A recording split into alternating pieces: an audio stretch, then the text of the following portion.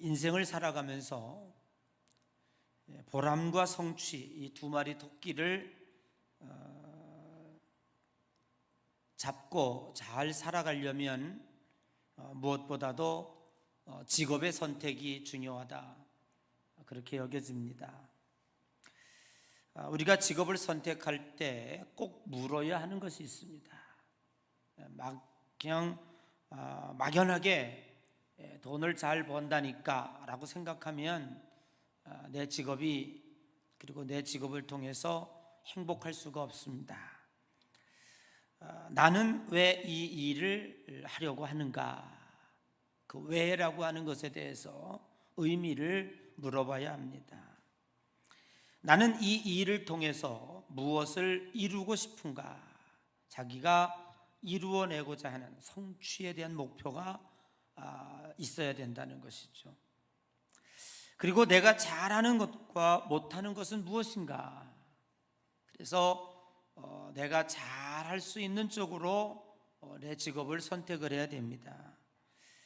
내가 좋아하는 것과 싫어하는 것은 무엇인가? 사람마다 다 자기가 좋아하는 것이 있고 싫어하는 것이 있습니다. 내가 좋아하는 쪽으로 일을 선택할 때에 그 일이 재미가 있고 또 성취를 가져다 줍니다. 요즘의 젊은이들은 직업 바꾸는 일에 대해서 그렇게 크게 부담감을 갖지 않는 것 같습니다. 얼마 전에 통계에 의하면 한 사람이 평생을 살아갈 때에 4번 정도의 직업을 바꾼다. 이것도 옛날 얘기 같아요.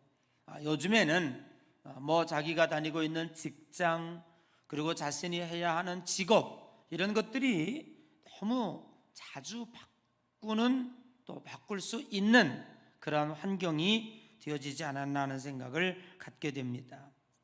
한 가지 직업을 선택하고 그 직업을 죽을 때까지 내가 뭔가 할 수 있다면 그 사람은 그 직업을 잘 선택한 사람일 것입니다. 그리고 그 직업을 통해서 무엇인가 성취감도 이룰 수가 있을 것입니다. 세상에는 직업뿐만 아니라 이념, 사상, 이런 것들을 통해서 한평생 자기의 삶을 이끌어가는 경우도 많이 보게 됩니다. 적긴 하지만 이런 소수의 사람들을 통해서 역사는 변화되어지고 발전되어진다고 볼 수가 있습니다. 저는 2016년에 흑백 영상으로 개봉되어진 한 영화를 보게 되었습니다. 그 제목은 동주라고 하는 영화입니다. 주인공은 친척이기도 한 친구인 윤동주, 시인 윤동주와 송몽규입니다. 윤동주는 그의 아버지는 한때 그를 의과 혹은 법과 대학을 가기를 원했습니다. 그러나 시 쓰기를 좋아했던 그는 연희전문학교, 오늘날 연세대학에 입학하게 되었습니다. 또 문과에 입학을 했습니다. 시인으로서 식민지 백성으로 살아가는 자신과 만국의 조선의 운명을 통탄하며 시에다가 그 마음을 쏟아냈습니다. 윤동주는 국권을 되찾으려면 힘이 필요하다고 하는 걸 느꼈습니다. 그래서 그는 일본으로 유학 가기를 원했죠. 그런데 그때 당시에 창씨 개명을 하지 않으면 일본 유학을 갈 수 없다고 하는 그러한 절박한 환경에 빠지게 되었습니다. 많은 고민을 했지만 그러나 그는 드디어 창씨 개명을 하게 됩니다. 마음이 너무너무 아팠겠죠. 일본식 이름을 갖게 되었지만 이것은 그에게 있어서 평생 민족 앞에 부끄러운 일로 남았습니다. 1943년 7월에 일본에서 독립운동의 제목으로 붙잡히게 됩니다. 그리고 후쿠오카 형무소에 투옥이 되고 맙니다. 이름 모를 주사를 계속해서 맞았다고 하는 이야기도 있습니다. 수없는 일본 형사의 회유에도 그는 끝까지 그는 항복하지 않았습니다. 그리고 조선을 버리지 않았습니다. 민족을 저버리지 않고 끝까지 투옥 생활을 했습니다.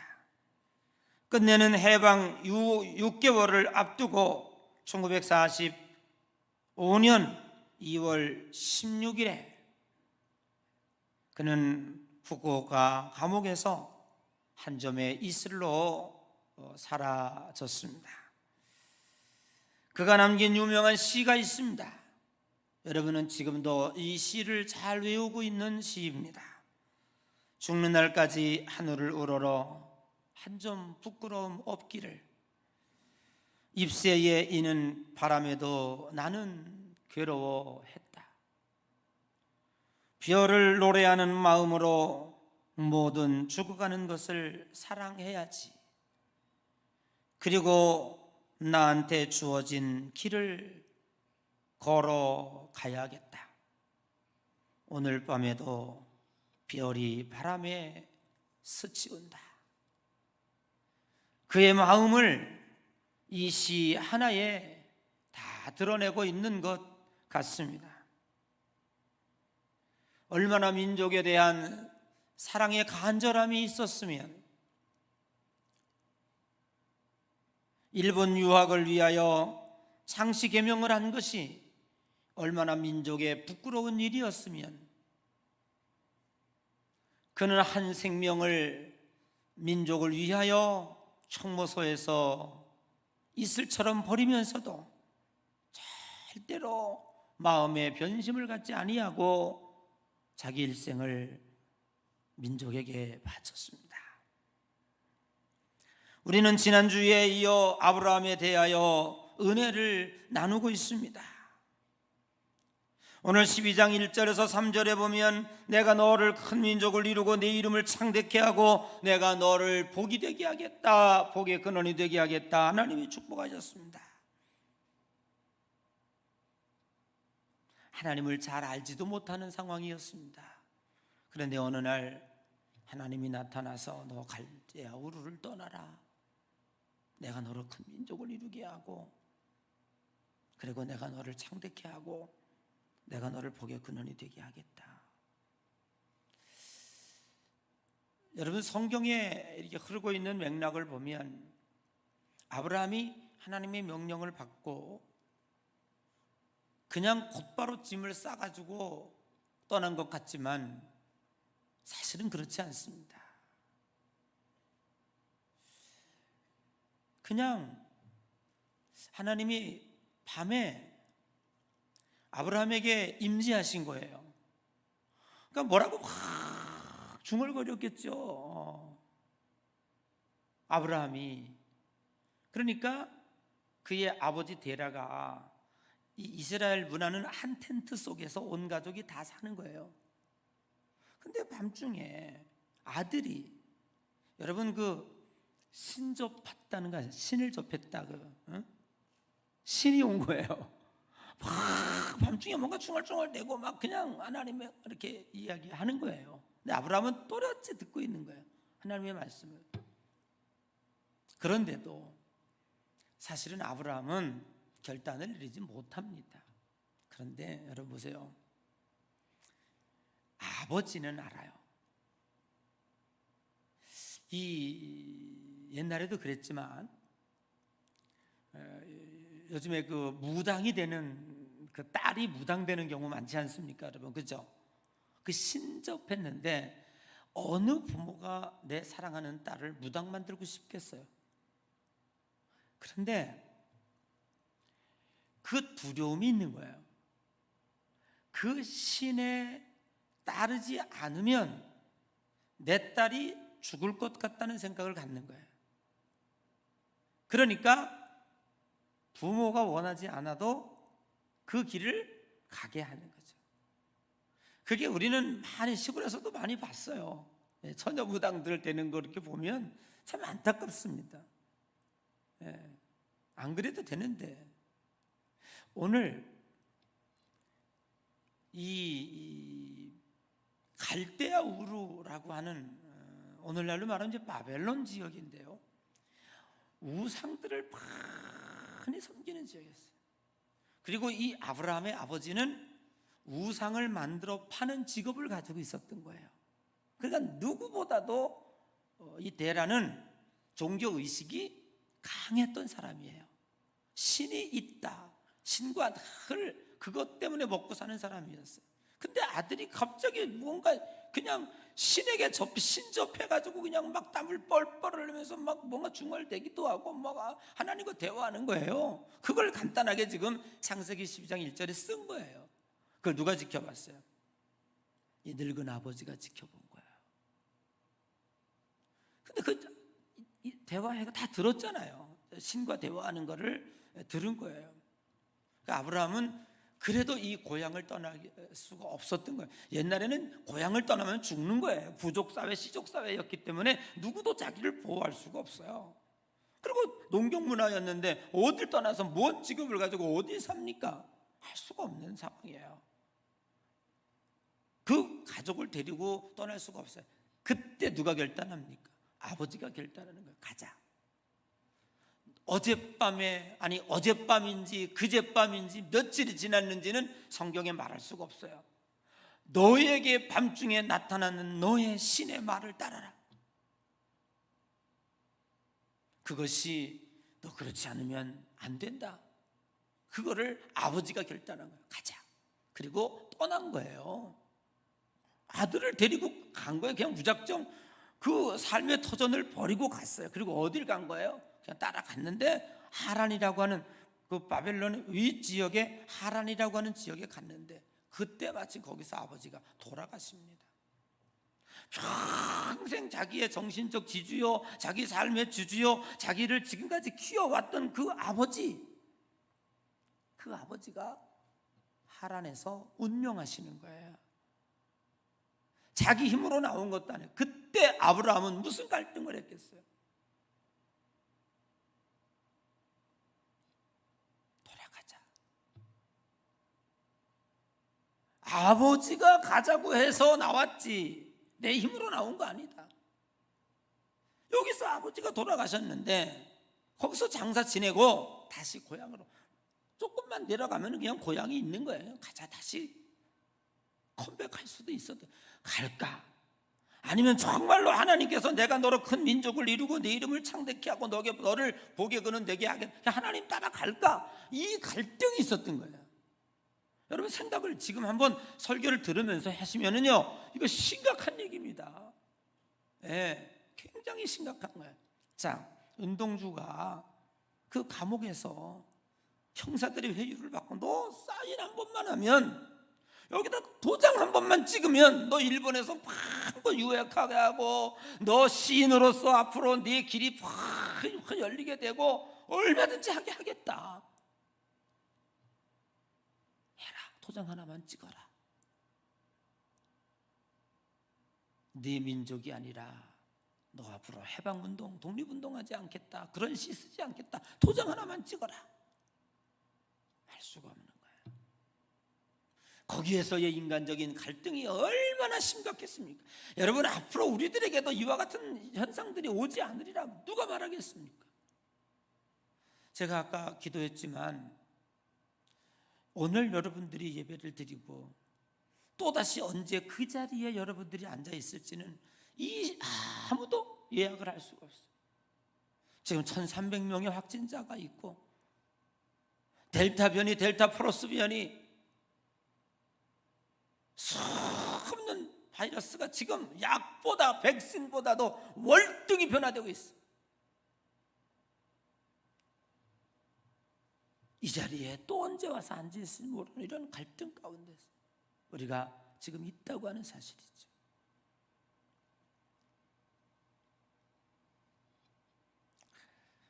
그때에 오늘 저는 여러분 오늘 4절부터 9절의 말씀 너무 소중한 말씀이에요.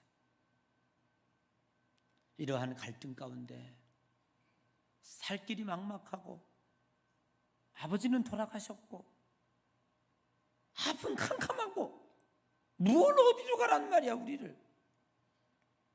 지금 요 상황을 지금처럼 생각하면 안 된다니까.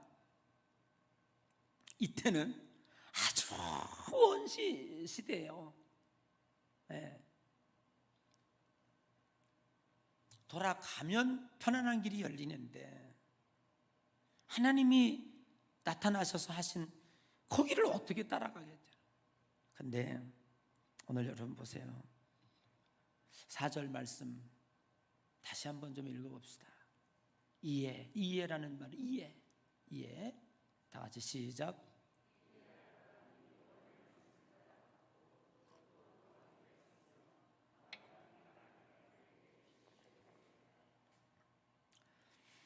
아브라함이 믿음의 조상이 되고 신앙의 대가가 될 수 있었던 중요한 키포인트가 뭐냐?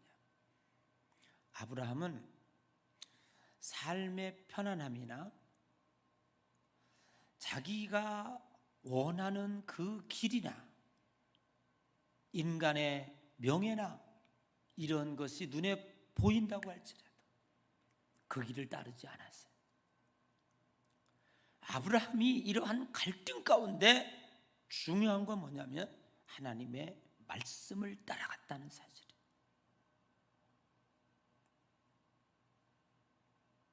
여기서 하나님의 말씀이라고 하는 것은요, 하나님 자신이에요. 여러분, 우리가 하나님의 말씀을 들을 때에 정말 여러분들 그 말씀이 내게 주시는 하나님과 1대1로 맺는 인격적 말씀으로 들으시기를 주님의 이름으로 간절히 축복합니다. 여러분, 하나님의 말씀은 두 가지가 있어요. 그냥 우리나라는 그냥 하나님의 말씀 그는 끝이야. 근데 히브리어나 히라버는요, 한 단어 가운데 여러 개 뜻이 있어요. 그래서 거기서 철학이 나오는 거예요. 하나님의 말씀은 두 가지 단어가 있습니다. 언어에는 하나는 로고스라는, 많이 들어봤죠? 문자화된 이 말씀, 제가 선포하는 이 말씀, 이런 거 로고스라, 일반적인 말씀이에요. 하나님이 선포하시는 이 로고스, 이게 로고스입니다. 로고스의 말씀이에요. 로고스는 누구나 들을 수 있는 말씀이 로고스예요. 근데 하나님의 말씀 가운데 여러분 많이 들어보셨지만 기도 가운데 기도할 때 기도자들이 많이 이야기하고 있어요. 레마가 있어요. 레마는 자, 제가 여러분들에게 똑같은 원교를 가지고 다 설교를 해요. 내가 뭐 한 사람 한 사람 따라 맞춤 설교를 할 수가 없어요. 일반적인 설교를 이게 로고스를 지금 설포하고 있어요. 그런데 듣는 여러분들은 각자 다 다르게 들어요. 이상하지요? 은혜 받은 게 다 달라. 만약에 이게 한 가지라면, 하나님의 말씀이 한 가지라면 이건 획일화된 거예요. 이건 군대 명령일 수밖에 없어요. 그런데 하나님의 말씀은 그냥 일반적인 말씀이 아니라 각자에게 들려지는 게 다 달라. 깨닫는 게 달라. 자기에게 주어지는 말씀이 다 달라. 이게 레마입니다. 내게 주시는 말씀으로 받아들이는 거예요.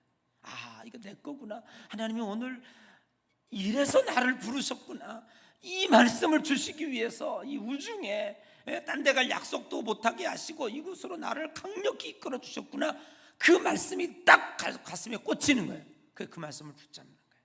그 말씀을 붙잡고 평생을 살아가는 거예요. 여러분, 아모스 8장 11절에 보면 이런 말씀이 있습니다. 주 여호와의 말씀이니라. 보라, 날이 이를지라 내가 기근을 땅에 보내리니 양식이 없어 주림이 아니며 물이 없어 가람이 아니요 여호와의 말씀을 듣지 못하며 기갈이다. 이 말씀을 어떻게 이해합니까? 여러분, 이해가 됩니까? 여러분, 이스라엘 백성들은요, 나면서부터 성경을 딸딸 외워요. 이 사람들은요, 기도가 뭔지 아세요? 성경 묵상이에요. 주야로 묵상하는 자로 알아. 묵상이 뭔지 알아? 묵상은 비둘기가 구구구구구구구 남산에 가면 그냥 쪼먹으면서 자기도 모르게 여기서 소리가 나는 거예요. 이게 묵상이에요. 묵상은 의식하고 나오는 말이 아니라 무의식 속에 나오는 것이 묵상이에요. 묵상한다 그래. 묵상은 뭐 명상하는 게 아니에요. 묵상이라는 말은 하나님의 말씀이 내 입을 통해서 막 흘러 넘치는 거예요. 이스라엘 백성들은요, 유대인들은요, 한번 제자리 쓰면 4시간 5시간 화장실도 안 가고 성경을 외워대는 사람이 그냥 어렸을 때부터 외웠기 때문에 그냥 줄줄줄줄 나와요. 제가 놀란 거예요. 예루살렘 성전의 통곡 앞에 이스라엘 백성들이 많이 와서 기도합니다. 거기 이런 기도대가 많아요. 그럼 이 사람들 토라를 가지고 와요. 성경을 그냥 펼쳐 이려고 한 장도 안 넘기고 여기서 4시간 중얼중얼 내가 뭐 시부리 말이니까 듣기를 해보래. 그게 성경을 외우는 거예요. 이 정도로 여러 성경을 알아요. 그런데 아모스 선지자는 왜 이 나라가 망할 수밖에 없냐라는 걸 이렇게 얘기합니다. 양식이 없어 주님이 아니고 기근이 들어서 주님이 아니야. 물이 없어 가람이 아니다. 여호와의 말씀이 없어. 여호와의 말씀을 듣지 못함으로 이 백성이 가라고 줄이고 전쟁이 일어나고 이 나라가 망할 수밖에 없다고 아모스 선지자가. 여러분, 얼마나 영적인 얘기입니까? 여러분, 이 이야기들을 저 세상에 한다면 저들이 뭐 듣기는 합니까? 그래도 우리는 하나님을 믿으니까 이 영적인 이게 들리잖아요. 그죠? 이게 무슨 말인지 알잖아요. 여러분, 감사한 일이죠. 무슨 얘기예요? 어렸을 때부터 성경을 딸딸딸 외운 거, 이건 로고스에 불과한 거예요. 근데 이게 내게 주시는 말씀이라고 이들이 받아들이질 않고 있다니까. 하나님의 말씀이 설교가 예배가 형식이 돼버린 거예요. 그냥 한 귀로 들어오긴 했는데 그냥 가버렸어요. 아무것도 변화가 일어나지 아니하고 남는 게 없어요. 그렇구나. 이 아브라함이 여호와의 말씀을 따랐고, 그러니까 나는 지금 뭘 따라 살았지? 사장님의 말씀을 따랐고, 세상 경제 아파트가 오르네, 주식이 떨어졌네, 코인이 올라가네, 어디에다가 목숨을 걸까? 그거 따라 다녔나? 내가 뭘 따라 살았지? 그래, 나도 하나님의 말씀 따라 살자. 이게 가슴에 꽂히면 그게 내마가 된 거예요. 근데 전혀 가슴에 와 닿지를 않아요. 그래서 말씀, 그래서 너희들은 망한다. 이게 아모스 선지자의 말씀. 그런 차원에서 볼 때에 오늘 본문의 말씀, 이 아브라함이 이렇게 영적인 갈등을 하고 있을 때에 세상을 따라가지 아니하고 편안한 길을 따라가지 아니하고 다시 고향으로 돌아가려고 하는 마음을 갖지 아니하고 하나님이 임했던 그 말씀을 붙잡고 그 말씀을 따라가는, 하나님의 말씀을 따라갈 수 있는 그 믿음, 그것이 오늘날 우리 시대에 필요한 믿음인 줄로 믿습니다. 여호와의 말씀이라는 말은 오늘 원어에 또 다바르라는 다바르. 여러분, 이 다바르라는 말은 명령이라는 뜻이에요. 여호와의 말씀이라고 하지만 우리는 여호와의 명령입니다. 여러분, 이 아브라함은 하나님의 말씀을 절대적 기준, 절대 권위, 하나님의 명령에는 어김이라는 단어는 절대로 있을 수 없는 오직 순종만 있다는 것을 아브라함은 받아들였다는 거예요. 이게 아브라함의 삶이었다. 로마서 10장 17절에 보면 그러므로 믿음은 들음에서 나며 들음은 그리스도의 말씀으로 말미암는도다. 듣는다라고. 여러분, 듣는다라는 건 두 가지예요. 귀로 듣는다라는 말을 듣다라고 말해. 내 얘기 듣고 있니? 예, 잘 들려요. 이것도 듣는다예요. 근데 성경은 그것으로 그치지 않아요. 여호와의 말씀을 믿음이 어디서 나는가? 믿음이 들음에서 난다고 그랬어요. 그러면 귀로 잘 듣는다고 믿음이 생겨? 그렇지 않아요. 그거 믿음이 아니에요. 그냥 공부 잘할 수 있어요. 지식이 들어갈 수 있어요. 또 금방 잊을 수 있어요. 근데 여기에서의 들음은 뭐냐면요, 너 내 말 잘 들어. 너 내 말 잘 들어서 내가 용돈 주는 거야. 이건 뭐예요? 귀로 잘 들었다는 게 아니라 엄마 말씀을 그대로 순종했다는 거예요. 행했다는 거예요. 하나님의 말씀을 따랐다. 그 명령에 순종했다라는 거죠. 우리가 하나님의 말씀과 명령을 순종하며 사는 오늘 우리 예양의 성도 되시기를 주님의 이름으로 간절히 축복합니다. 오늘 아브라함이 가는 길이 그리 평탄치 않았습니다. 일대 신앙인이 겪는 모든 고통을 겪었습니다. 여러분, 신앙생활 아무도 내 위 조상들이, 내 선조들이 신앙생활한 분들이 없어. 내가 일대 신앙, 여러분 많이 고생할 거예요. 쉽지 않습니다. 왜냐하면 조상이 심어 놓은 게 없어요. 맨날 비나이다이만 하고 점이나 보고 굿이나 하고 우상을 섬기고 그랬으니 뭐가 얻을 게 있습니까? 그러나 확신하기는 1대 다르고 2대 다르고 3대 달라요. 최소한 3대 정도까지 지나야 그 다음에 후손들을 통해서 신앙의 꽃이 활짝 피는 거예요. 아브라함이 신앙의 개척자입니다. 1대 신앙입니다. 그가 당하는 모든 고통과 위기와 고난을 다 겪었습니다. 그러나 그런 상황 속에서도 그는 절대로 하나님의 말씀을 포기하지 아니하고 그의 말씀에 귀를 기울이고 그의 마음 뺏기지 않고 하나님의 말씀을 따라갔다라는 사실이에요. 여러분, 하나님의 말씀을 중요하게 여기고 어떠한 위기와 혼란 가운데서 어떠한 상황 가운데서도 하나님의 말씀과 하나님의 명령을 중요시 여기고 그 말씀을 따라가서 먼저 그의 나라와 그의 의를 구하라. 그러면 이 모든 것을 너에게 더하여 주시리라.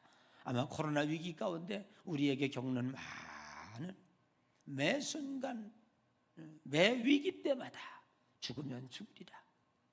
난 하나님을 따르리라.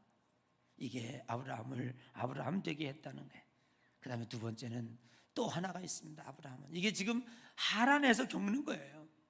하나는 아브라함은요 7절에 보니까 그곳에서 제단을 쌓았고 8절에 보니까 거기서 베델 동쪽 산 옮겨 그곳에서 여호와께 제단을 쌓고 여호와의 이름을 부르니 그랬어요. 그 말은 뭐예요? 예배. 아브라함은 예배자였다는 사실이죠. 하나님은 우리를 무엇으로 불렀어요? 직업인으로 부른 게 아니에요. 여러분, 세상의 성공자로 부른 게 아니에요. 돈을 많이 이 세상을 벌어 세상을 호령하면 하나님 앞에 충성했다, 그거 아니에요. 은도 내 것이고 금도 내 것이고요. 하나님은 얼마든지 그거 할 수 있어요. 하나님이 정말로 우리를 보고 기뻐하시는 건 하나님은 우리를 예배자로 불렀다는 걸 알아야 돼요. 예배자로. 어떤 사람은 그래요. 야, 예배가 밥 먹여주냐? 적당히 좀 빼먹고 안 가면 안 되냐? 그래요. 근데 우리는 뭐라고 말해요? 그렇게 말할 때 여러분 뭐라고 말해요? 여러분, 불신자들이나 믿음 없는 자가 또 부모들이 야! 예배가 밥 먹여주냐? 이놈아, 너 맨날 교회도 안 가면 뭐하냐? 그럼 여러분 뭐라고 말할 거예요? 뭐라고 말할 거예요? 빨리 말해봐요. 장로님 뭐라고 말할 거예요? 친구가 야, 하거나 예배가 밥 먹여주냐? 예? 뭐라고 말할 거야? 뭐라 그럴 거냐니까? 저봐, 대답을 못해. 또 예양교회 장로 맞아. 단호하게 예배가 밥 먹여준다라고 말해야 돼요. 왜 맞느냐? 여러분, 그 예배를 받으신 그 하나님이 우주 만물의 주인이시기 때문에 그런 줄로 믿습니다. 예배는 하나님과의 만남이고 하나님께 예배를 잘 드리는 민족치고 굶는 나라를 본 적이 없어요. 우리는 예배를 영어로 월십이라고 그래요. 월십. 여러분, 이 월십이라는 말은 두 가지가 합쳐서 된 말인데 하나는 월스라고 하는 매우 가치가 있는, 매우 중요한 그런 뜻이 있어요. 월스. 두 번째는 신분을 뜻하는 거예요. 그러니까 예배라고 하는 것은 하나님을 이 세상에서 가장 하나님이 최상의 위대한 분은 그 분으로 최상의 가치를 드리는 것이 월십이에요. 뿐만 아니라 예배는 최상의 가치 있는 신분을 가진 자만이 할 수 있는 행위인 거예요. 오직 성도만이 할 수 있는 행위가 예배인 거예요. 그게 월십이에요.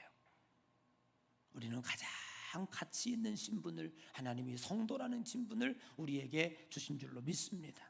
그것을 가장 가치 있는 분께 드리는 거예요. 그게 예배인 거예요. 예배는 신앙과 믿음을 담는 그릇과 같습니다. 물이 그릇에 담겨 있을 때 물이 보존됩니다. 우리의 신앙이 예배자의 삶으로 살아갈 때 우리의 신앙과 믿음이 유지된다는 사실을 믿으시기 바랍니다. 여러분, 이 코로나가 악한 마귀 사탄들이 많은 성도들을 뺏어갑니다. 왜? 두려움 때문에 예배를 참석 못하는 경우가 있어요. 여러분, 그거 얼마든지 그럴 수 있습니다. 지금 이 코로나 팬데믹이기 때문에 그리 아니할 수도 없죠. 또 강제적으로 못 드릴 수 없어요. 그런데 우리는 경계해야 될 게 뭐냐면, 이렇게 예배를 못 드리는 가운데 우리의 신앙은 줄줄줄줄줄 새고 있는 거예요. 지금 나중엔 배싹 말라서 다시 마중물조차 오를 수 없는 신앙의 위기 가운데 올 수도 있다. 우리는 기억해야 됩니다. 여러분, 아브라함이 승리한 것은 예배자였기 때문에 그 고난과 어려움 가운데서도 하나님과 소통하고 축복의 줄이 끊어지지 않은 줄로 믿습니다. 이 믿음 간직하시며 오늘도 믿음으로 승리하는 귀한 여러분 되시기를 주의 이름으로 간절히 축복합니다. 기도하겠습니다.